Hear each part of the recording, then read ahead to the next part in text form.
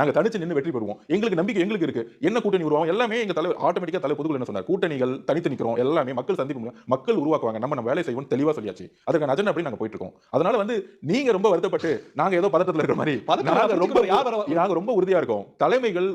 தலைமைக்கான வெற்றிடம் இங்க வந்து ரொம்ப அதிகமாயிருச்சு. சோ அந்த வெற்றிடத்தை ஃபில் அப் பண்ணிக்கிற எல்லா தலைமையும் 72 வயசு 73 வயசு ஆல்மோஸ்ட் ரீச் ஆயிட்டாங்க. புதிய தலைமையை நோக்கி மக்கள் வந்து பார்வை வந்து திரும்பக்கூடிய கரெக்டான டைம். எப்படி வந்து 77 எம்ஜிஆர் அவர்கள் ஒரு தலைமையை வந்து உருவாக்குனாரோ அதே தான் சொல்றாரு. ஒரு மூணு கூட்டணியா உடைஞ்சு எம்ஜிஆர் அவர்கள் எலெக்ஷன் 32% தான் வந்து அன்னைக்கு வந்து வெற்றி பெற்றார். எங்களுக்கு அதுக்கான ஓட் பேங்க் எங்களால உருவாக்க முடியும். அதை நீ பாருங்க.